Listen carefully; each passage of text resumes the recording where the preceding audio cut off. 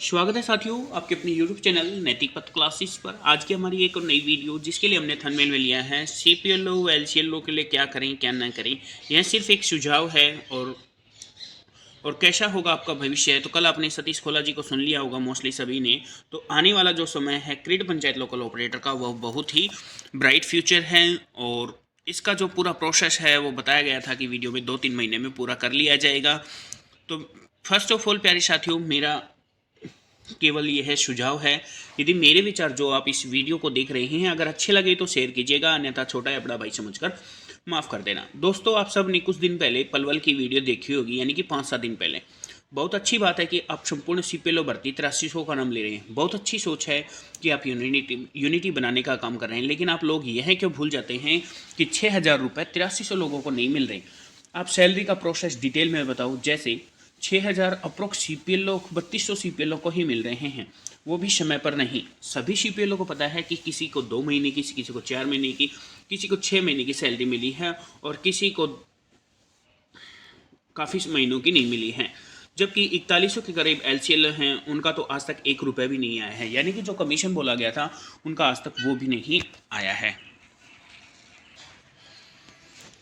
पलवल की वीडियो में जब आपने देखा होगा कि जब एक LC भाई आए थे, जब उन्होंने सैलरी का प्रोसेस बताया था कि कितनी क्या अब तक प्रोसेस रखा गया है LC का और कितनी आज तक उसको सैलरी मिली है, उन्होंने बताया कि आज तक 1 भी रुपये LCL का नहीं आया है।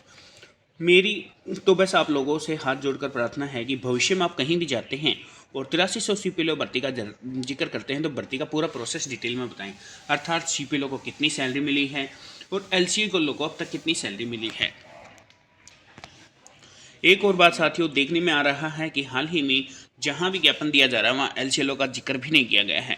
मैं एक LC हूं, जो मुझे लगता है मेरे हिसाब से सही किया। मानता हूं कि LC को आज तक 1 रुपये भी नहीं मिला है, हर जगह नहीं जा सकता है, लेकिन जहां जिस ब्लॉक में ज्ञापन दिया जा रहा है कम से कम उस ब्लॉक में तो LC जा ही सकता है और वहाँ भी जा सकता है, लेकिन वहाँ भी LC की संख्या ना के बराबर होती है। अब मेरी इस बात को लेकर मेरी छोटी और बड़ी बहन के मन में विचार आ रहा होगा कि हम लेडीज़ हैं, घर वाले दूर जाने की परमिशन नहीं देते, घर वाले अलाउ नहीं करते।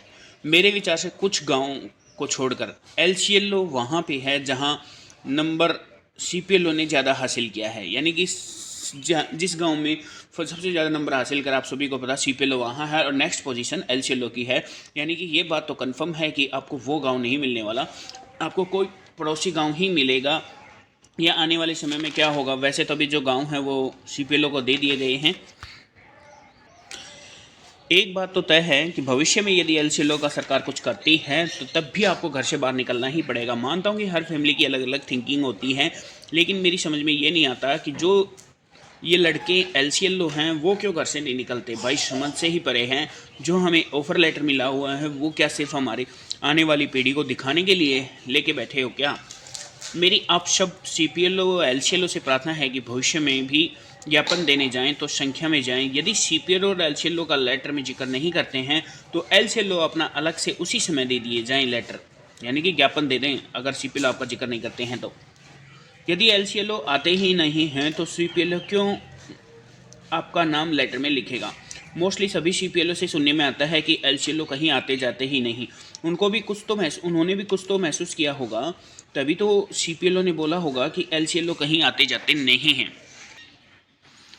मेरे विचार उनके लिए हैं जो घर से बैठकर सारी इन्फॉर्मेशन लेना चाहते हैं। यदि कभी CPLO और LCLO हेडक्वार्टर या कहीं और जाते हैं तो घर बैठे रहते हैं। उनकी उत्सुकता इतनी होती है कि तुरंत उनको इन्फॉर्मेशन चाहिए। जो जाते हैं उनके पास बार बार कॉल या मैसेज करने लग जाते हैं, लेकिन जब इनके पास कहीं जाने के लिए कॉल करते हैं तो ये ना तो कॉल और मैसेज का रिप्लाई करते हैं। पूरे प्रदेश में बहुत सारे CPLO भाई बहन हैं, बहुत अच्छा काम कर रहे हैं, जो आपको आने वाले समय में दिखाई देगा। और हाँ, एक बात दोस्तों, कोई भी काम तुरंत नहीं होता, समय लगता है, सब्र करना होता है और सब्र का फल मीठा होता है। बहुत सारे भाई बहन जो अच्छा काम कर रहे हैं, लेकिन आप लोग बोलते हैं कि पहले ब्लॉक में यूनिटी बनाओ, जब ब्लॉक में यूनिटी बनेगी तो डिस्ट्रिक्ट में यूनिटी अपने आप बन जाएगी, और जैसे ही डिस्ट्रिक्ट में यूनिटी बनेगी तो पूरे प्रदेश में यूनिटी बन जाएगी, और फिर सबकी सहमति के बाद काम कर लेकर नई टीम का गठन किया जाएगा। लेकिन मेरा विचार है कि जितने भी CPLO LCLO के ग्रुप बने हुए हैं उन सबको मर्ज करके एक ग्रुप बनाया जाए। यूनिटी और भी ज़बरदस्त होगी। अलग अलग ग्रुप का विचार छोड़ के पूरे प्रदेश का एक ग्रुप बनाया जाए और उस ग्रुप में उन बंदों को लिया जाए जो किसी भी समय कहीं भी आ जा सके।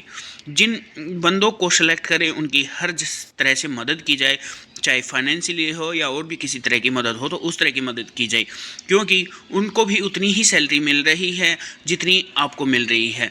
लेकिन सबसे बड़ी बात दोस्तों, आप सभी को पता है सैलरी CPLO को तो मिल ही रही है, LCLO को नहीं मिल रही, फिर भी LCLO अपने जेब खर्चे से हर जगह जा रहा है। अब कर लेते हैं कल पानीपत का जिक्र। तो पानीपत में आप सभी ने पता होगा कि मंत्री जी से मिलने का समय लिया गया था, लेकिन अचानक जो प्रोग्राम है वो कैंसिल हो गया है। तो जो भी साथी वहाँ पहुँच रहे थे या पहुँच चुके थे या पहुँचने की प्लानिंग बना रहे थे, काफ़ी सारे ऐसे साथी थे वहाँ पहुँच चुके थे, लेकिन प्रोग्राम जो है वो कैंसिल नहीं करना चाहिए था। सबको एक बार फिजिकल मीटिंग कर लेनी चाहिए थी। जो भी डिसीजन लिए जाते थे वहाँ लिए जा सकते थे, क्योंकि जो बंदे दूर से चल के आए हैं उनका समय और धन दोनों का लॉस हुआ है। और इन फ्यूचर जब भी कभी फ्यूचर में ऐसा हो तो पहले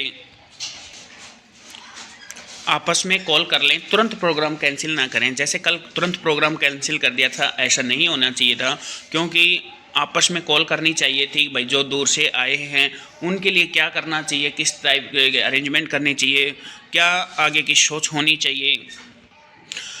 डायरेक्ट ये नहीं बोलना चाहिए कि प्रोग्राम कैंसिल, क्योंकि आप इसको इस बिहेव में भी बता सकते थे कि मंत्री जी जो हैं अचानक काम आ जाने की वजह से हम उनसे मिल नहीं पाएंगे, इसलिए जो प्रोग्राम है वो कैंसिल किया जा रहा है। साथियों, अगर आपको ये विचार अच्छे लगे हों तो प्लीज़ वीडियो को लाइक शेयर सब्सक्राइब कीजिएगा। थैंक यू दोस्तों।